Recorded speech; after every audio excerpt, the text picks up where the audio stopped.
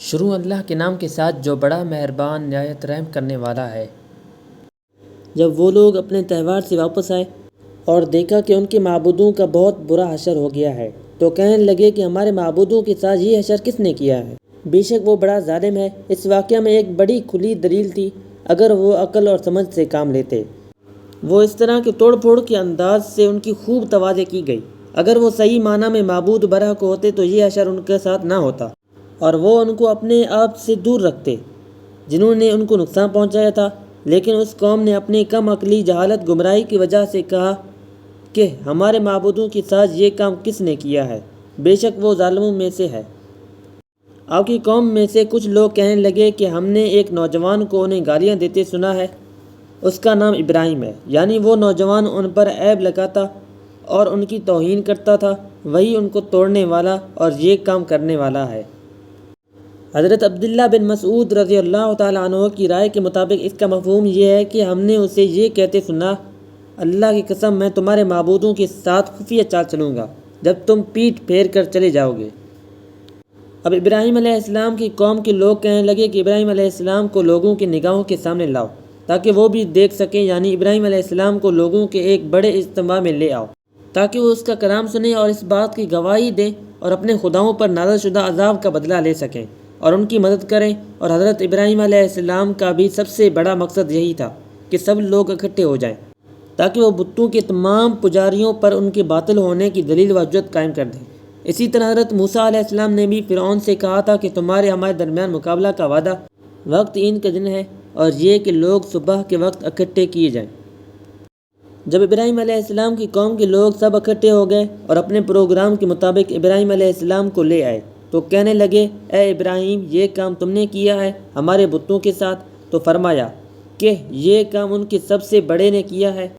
بعض مفسرین نے کہا ہے کہ ان کی اس بات کا مقصد یہ ہے کہ تمہارے اس بڑے بت نے مجھے اس کام پر ابھارا ہے۔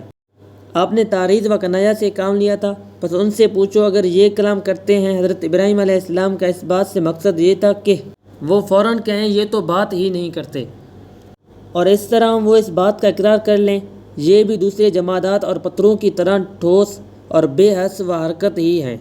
پھر وہ اپنے دلوں میں مان گئے کہ بے شک تم ہی ظالم ہو، یعنی وہ اپنے آپ کو ملامت کرتے ہوئے کہنے لگے کہ ہم خود ہی ظلم کرنے والے ہیں، یعنی تم نے ان کو نگرانی کے بغیر چھوڑ کر ظلم کا کام کیا ہے۔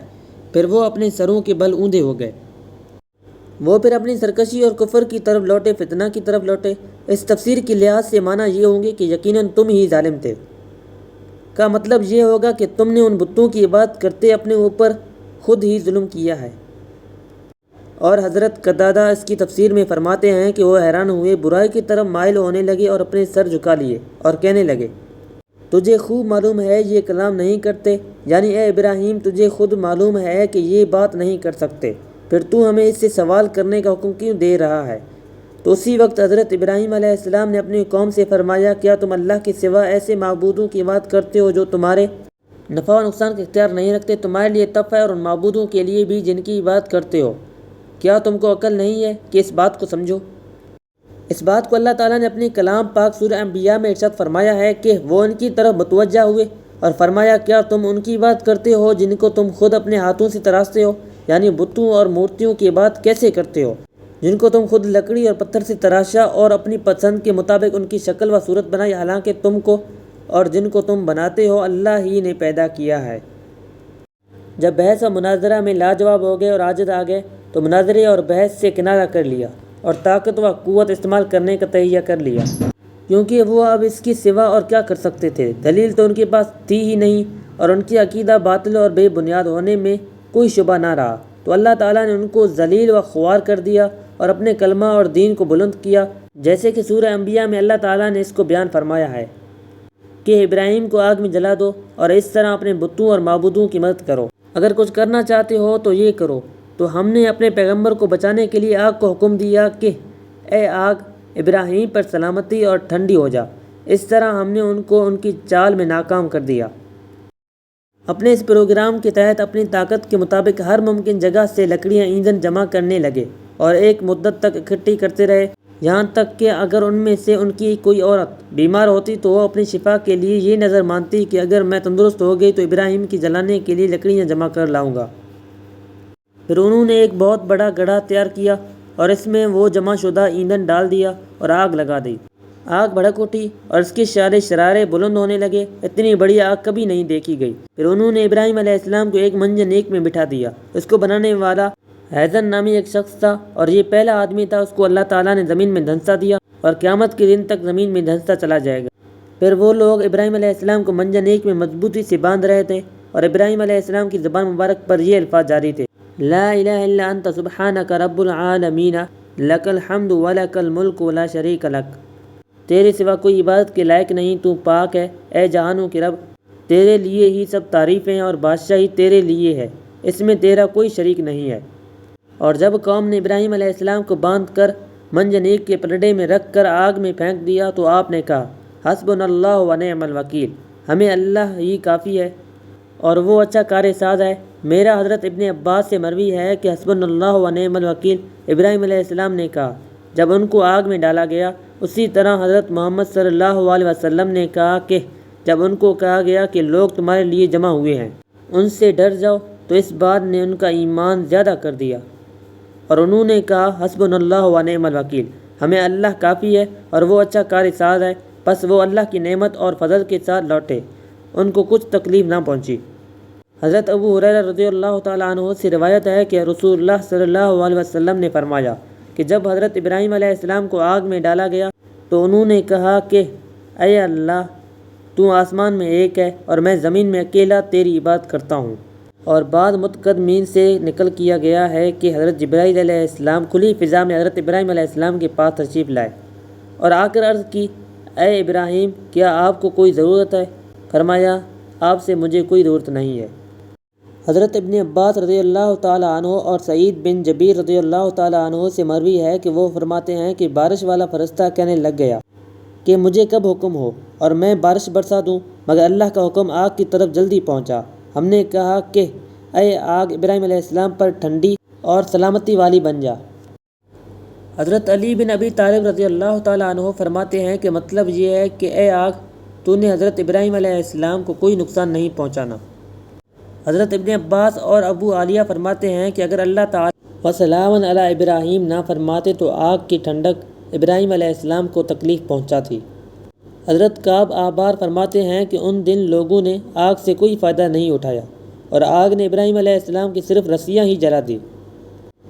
حضرت ضحاک فرماتے ہیں کہ حضرت جبرائیل علیہ السلام حضرت ابراہیم علیہ السلام کے ساتھ تھے اور وہ آپ کا پسینہ صاف کرتے رہے، اس کے علاوہ ابراہیم علیہ السلام کو کوئی تکلیف دہ چیز لاحق نہیں ہوئی۔ صدی نے فرمایا کہ آپ کے ساتھ سائے کا نگران فرشتہ بھی تھا۔ آپ ایک سرسبز و شاداب باغ میں تھے اور آپ کے ارد گرد لوگ ان کو دیکھ رہے تھے اور ان تک پہنچ نہیں سکتے تھے اور نہ ہی ابراہیم علیہ السلام وہاں سے نکل کر لوگوں کے پاس آ سکتے تھے۔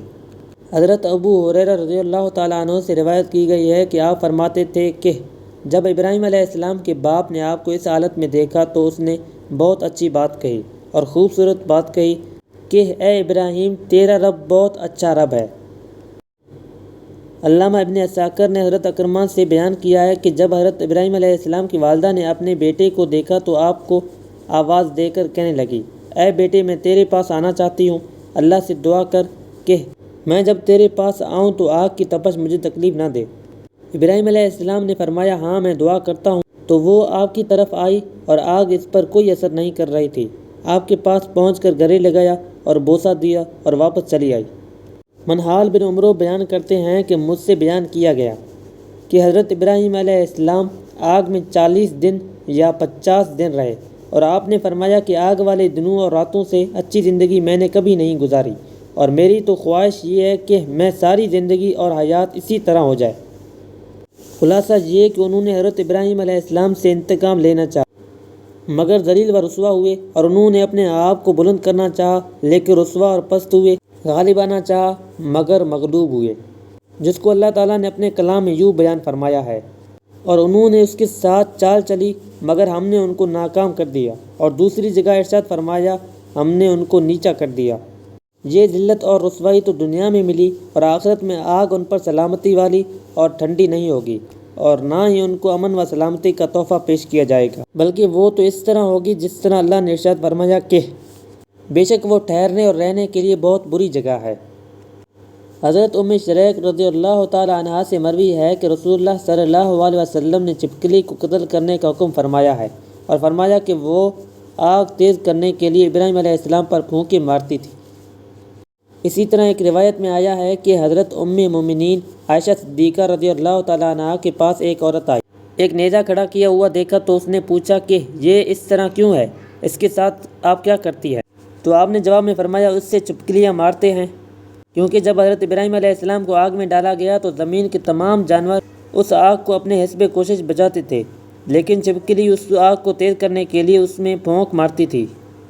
بے شک ہم سے رسول اللہ صلی اللہ علیہ وسلم نے بیان فرمایا، جب ابراہیم علیہ السلام کو آگ میں ڈالا گیا تو تمام جانور اور حشرات الارض آگ کو بجھاتے رہے، مگر چھپکلی اس میں پھونک مارتی تھی، تو اللہ کے رسول نے ہمیں ان کو قتل کرنے کا حکم دیا ہے۔